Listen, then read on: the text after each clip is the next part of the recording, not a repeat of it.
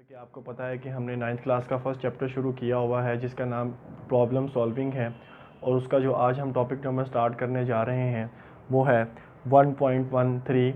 और अगर आपने पहली वीडियो नहीं देखी तो काइंडली आप पहली वीडियो ज़रूर देख लेना, उसके बाद इसकी आपको समझ आ जाएगी। और आज हम स्टार्ट करते हैं 1.13 टॉपिक जिसका नाम है प्लानिंग आ सॉल्यूशन। मतलब सॉल्यूशन को प्लान करना। अगर आपके पास एक प्रॉब्लम के अंदर कई सारे सॉल्यूशन आ रहे हैं, बहुत ज़्यादा सॉल्यूशंस आ रहे हैं, तो आपने देखना है उन सॉल्यूशन को कैसे प्लान करके एक प्रॉब्लम को सॉल्व किया जाए। तो प्लानिंग आ सॉल्यूशन की क्या डेफिनेशन है या कैसे डिस्क्राइब करना है या कैसे इसको समझना है, आइए देखते हैं। तो लिखा हुआ है आफ्टर एनालाइजिंग अ प्रॉब्लम। जब आप प्रॉब्लम को एनालाइज कर लेते हैं, उसके तजज़िये कर लेते हैं, वी फार्मूलेट अ प्लान, तो हम प्लान को एक फार्मूलेट करते हैं, मतलब एक उसका फार्मूला बनाते हैं, उसका फार्मूला क्रिएट या जनरेट करते हैं जिसके थ्रू हम अपनी प्रॉब्लम को सॉल्व कर सकें। That may lead us towards the solution of the problem, जो हमें किस तरफ लेके जाएगा, प्रॉब्लम के हल की तरफ लेके जाएगा। This phase include finding the right strategy for problem solving. और ये एक ठीक स्ट्रेटजी है, तरीक़ेकार है किसी भी प्रॉब्लम को सॉल्व करने का। और इसके अगर सम ऑफ द स्ट्रेटजीज़ आर, अगर अब इसमें से कौन कौन सी स्ट्रेटजीज़ होंगी जो आप देखेंगे प्लानिंग आ सॉल्यूशन के अंदर, आइए देखते हैं। तो आइए हम देखते हैं प्लानिंग आ सॉल्यूशन की कोई एक एग्जांपल देखते हैं। हम फ़र्ज़ करते हैं ये एक शख्स है और इसने ससेक्स की तरफ जाना है, और इस पर्सन ने डिसाइड किया जो इसकी ससेक्स है वो है डॉक्टर बनना। अब डॉक्टर बनने के लिए ये क्या प्लानिंग करता है कि डॉक्टर बनने के लिए कौन कौन सी चीज़ें या कौन कौन से सब्जेक्ट कंपलसरी हैं और उन सब्जेक्ट के अंदर कितने मार्क्स लेना कंपलसरी है। अगर ये वाला जो शख्स है, अगर उसको थ्रू प्लान नहीं करेगा, इसको ये नहीं पता कि डॉक्टर बनने के लिए कौन कौन सी चीज़ें ज़रूरी हैं, कौन कौन से सब्जेक्ट पढ़ना ज़रूरी हैं, उन सब्जेक्ट के अंदर कितने मार्क्स लेना ज़रूरी है, उसका मेरिट क्या चल रहा है, अगर ये पर्सन उस चीज़ को प्लान नहीं करेगा तो ये अपनी सक्सेस की तरफ कभी भी नहीं पहुंच पाएगा। अगर इस बंदे ने या इस पर्सन ने सक्सेस हासिल करनी है तो इसको अपना टारगेट सेट करना पड़ेगा, और इसका टारगेट क्या होगा, सक्सेस। फिर इस सक्सेस तक जाने के लिए इसको ये तरीक़ेकार ज़रूर देखने पड़ेंगे कि डॉक्टर बनने के लिए कौन कौन सी चीज़ें रिक्वायर्ड हैं और उसको कैसे फुलफ़िल करना है। अब इसी तरह कह लें कि ये एक शख्स है, वो इंजीनियर बनना चाहता है। अब उसका जो इंजीनियर बनना है वो उसकी सक्सेस है। अब इंजीनियर बनने के लिए वो क्या क्या चीज़ें प्लान करता है, उस तक जाने के लिए वो क्या होगा, वो उसकी प्लानिंग होगी। तो इस तरह हज़ारों मिसालें आपको मिल सकती हैं। हर शख्स की ज़िंदगी में कोई ना कोई, हर शख्स चाहता है कि वो सक्सेस हासिल करे, लेकिन वो सक्सेस कब मिलेगी, जब वो अपनी सक्सेस को थ्रू प्लान करेगा। जब प्लान करेगा तो उसको पता चल जाएगा मेरी मंजिल क्या है। जैसे एक पर्सन ने फैसलाबाद जाना है, या लाहौर से कराची जाना है, या लाहौर से इस्लामाबाद जाना है, या अलगढ़ कहीं भी जाना है। अब उसका घर से निकलना और वहाँ तक पहुँचना, वो घर से निकलना और वहाँ पहुँचना उसकी सक्सेस है।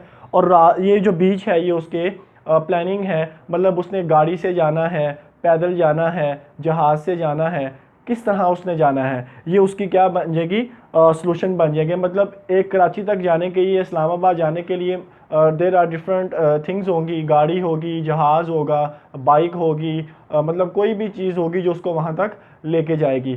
तो इस तरह एक मतलब किसी भी सॉल्यूशन तक पहुंचने के लिए हमने कोई ना कोई प्लानिंग करनी पड़ती है। अगर प्लानिंग बेस्ट करेंगे तो यकीनन सॉल्यूशन भी अच्छा होगा। अब एक शख्स ने यहाँ से कराची जाना है, अगर वो प्लान ये कर ले कि मैंने कराची पहुँचना है और मैंने पैदल जाना है, अब उसकी प्लानिंग ठीक नहीं है। पैदल कराची जाना कोई आसान बात नहीं है। इसी तरह अगर आपके पास कोई प्रॉब्लम आ जाए, अगर आप उसको तो अच्छा प्लान नहीं कर पाएंगे तो यकीनन आप सॉल्यूशन की तरफ भी नहीं बढ़ेंगे। एक अच्छी प्रॉब्लम फाइंड करने के लिए, ढूंढने के लिए आपको उसको प्लान करना ज़रूर अच्छा करना पड़ेगा। और अगर आपकी प्लानिंग अच्छी होगी तो यकीनन आपके सॉल्यूशन भी अच्छे होंगे। अगर आपकी प्लानिंग अच्छी नहीं होगी तो आपके सॉल्यूशन भी अच्छे नहीं होंगे। अच्छा, उसके बाद सम ऑफ द स्ट्रेटजीज़ आर, अब इसके अंदर कौन कौन सी स्ट्रेटजीज़ होंगी जो कि आपकी बुक के अंदर डिफ़ाइन की हैं, आइए हम अब वो देखते हैं। तो हम देखेंगे कुछ स्ट्रेटजीज़ देखेंगे कि कौन कौन सी स्ट्रेटजीज़ होंगी जो प्लानिंग को सोल्यूशन की तरफ लेके जाएंगी।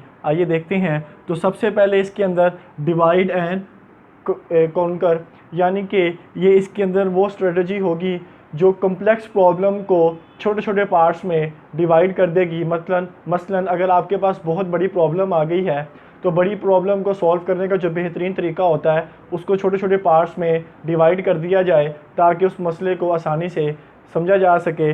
तो a strategy divides a complex problem into a smaller problem. तो ये किसी कम्प्लेक्स प्रॉब्लम को स्मॉलर प्रॉब्लम में कन्वर्ट करने के लिए इस्तेमाल की जाती है।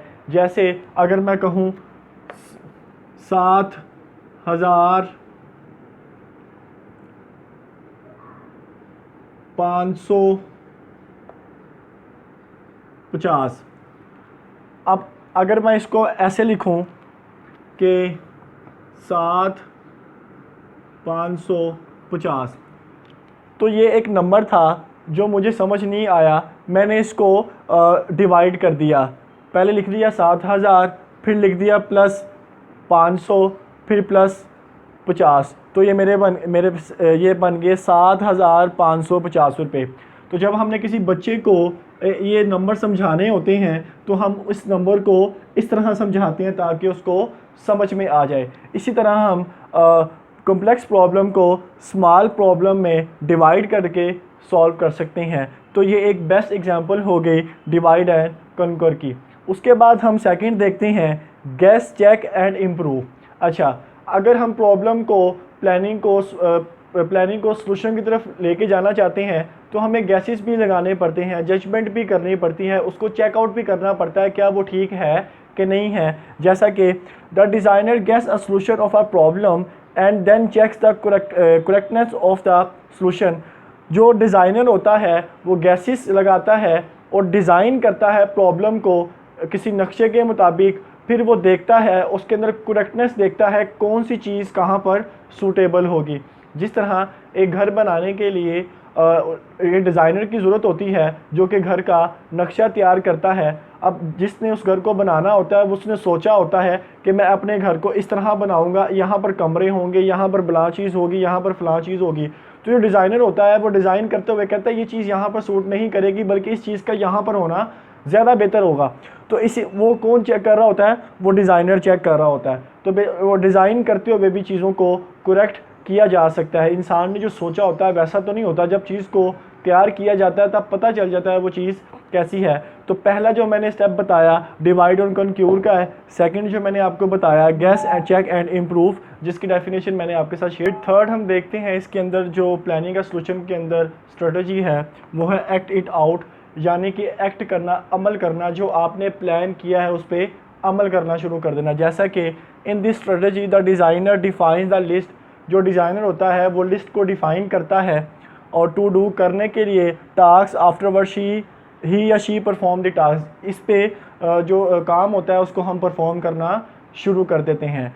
एक्ट इट आउट के अंदर एक्ट का मतलब होता है अमल करना। जो हमने एक लिस्ट बनाई है, जो तरीक़ेकार डिफ़ाइन या डिज़ाइन किया उस पर अमल करना शुरू कर दिया जाए। जैसे एक घर का नक्शा बनाया एक डिज़ाइनर ने, तो फिर जो मज़दूर होंगे उस पर अमल करना शुरू कर देंगे, यानी कि उसको बनाना शुरू कर देंगे।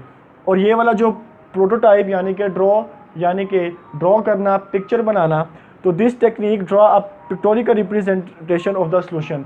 ये वाली जो टाइप होती है प्लानिंग का सॉल्यूशन की, इसके अंदर हम चीज़ों पिक्चर की फॉर्म में डाटा को डिज़ाइन कर देते हैं, सॉल्यूशन को डिफ़ाइन कर देते हैं।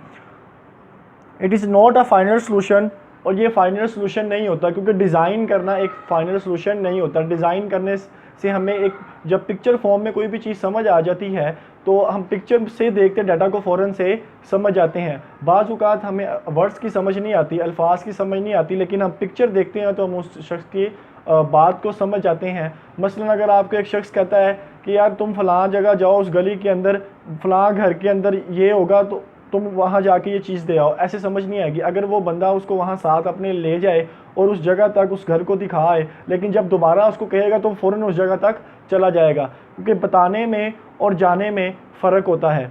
इसी तरह जब हम किसी चीज़ को ड्रॉ कर देते हैं या उसको पिक्चर बना देते हैं तो हमें ज़्यादा समझ आ जाती है। अगर आप इसकी मिसाल आपको एक और दूँ, तो जो बच्चे होते हैं, बच्चों की जो बुक्स होती हैं, तो उसके ऊपर अगर लिखा हुआ है एप्पल, तो एप्पल के साथ वो पिक्चर भी बना दी जाती है एप्पल की। तो बच्चे को ये तो समझ नहीं आता कि वो एप्पल लिखा है, लेकिन जैसे ही वो उस पिक्चर को देखता है तो वो कहता है वो एप्पल है। अगर बॉल की पिक्चर को देखता है और नीचे लिखा होता है बॉल, उसको बॉल की समझ नहीं आती, लेकिन जैसे ही वो बॉल देखता है तो वो कहता है ये बॉल है। तो कुछ चीज़ें ऐसी होती हैं जो पिक्चर से इजीली इंसान को आसानी से समझ आ जाती हैं। तो ये वाला जो फेस होता है ये ड्रॉ करने का होता है, लेकिन ये फाइनल स्टेट नहीं होती। इसी तरह it may help a designer to understand the important components of the solution. लेकिन ये एक अहम तरीक़ेकार है जो कंपोनेंट्स को बता सकता है कि अगर आपने कोई सॉल्यूशन की तरफ जाना है तो कौन कौन से कंपोनेंट हो सकते हैं। जैसे मैंने आपको एक एग्जांपल दी थी कि एक पर्सन है,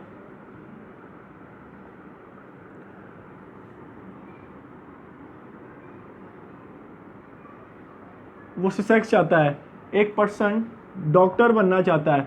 अब डॉक्टर कब बने, उसकी सक्सेस कब होगी, जब वो क्या बन जाएगा, बिकम डॉक्टर, जब वो डॉक्टर बन जाएगा। तो इस पर्सन की जो सक्सेस होगी वो कब होगी, जब वो डॉक्टर बन जाएगा। अब इस डॉक्टर तक बनने के लिए ये क्या डिज़ाइनिंग, क्या सॉल्यूशन, क्या प्लानिंग करेगा कि ये डॉक्टर बनने की तरफ राग़िब हो जाए, डॉक्टर बनने की तरफ चला जाए। कौन कौन से किस किस तरीक़ेकार से गुजरेगा, कौन कौन से सब्जेक्ट पढ़ेगा जो इसको डॉक्टर बना देगी एक दिन। तो डॉक्टर बनना उसकी सक्सेस हो जाएगी, लेकिन यहाँ से यहाँ तक जाना, ये डिज़ाइन, प्लानिंग, स्ट्रेटजी, डिफरेंट तरीक़ेकार अपनाएगा जो इसको कहाँ लेके जाएगी, डॉक्टर बनने की तरफ। एक शख्स ने इस्लामाबाद जाना है, वो इस्लामाबाद की बस में बैठने की बजाय कराची की बस में बैठ जाए, तो अब वो इस्लामाबाद नहीं पहुंचेगा बल्कि वो कराची पहुंच जाएगा। क्यों? क्योंकि उसने अपने माइंड के अंदर जो चीज़ डिज़ाइन की, देखा कि यार ये वाली बस के अंदर बैठना है, उसको लगा कि वो कराची जा रही है, जबकि ऐसा नहीं होता। उसको देखना चाहिए कि बस जा कहाँ रही है। तो इसी तरह इंसान के अंदर माइंड के अंदर जो सॉल्यूशंस आ रहे होते हैं, जो डिज़ाइन चीज़ों को वो कर रहा होता है, बाज़ औक़ात वो ठीक भी होती है और बाज़ औक़ात वो ठीक नहीं होती। तो मैंने आपके साथ प्लानिंग अ सॉल्यूशन शेयर किया, फिर उसके बाद मैंने आपके साथ 4 स्ट्रेटजीज़ शेयर की। अगर आपको इसमें से किसी चीज़ की समझ ना आई हो तो काइंडली आप ज़रूर पूछ सकते हैं कमेंट में। शुक्रिया।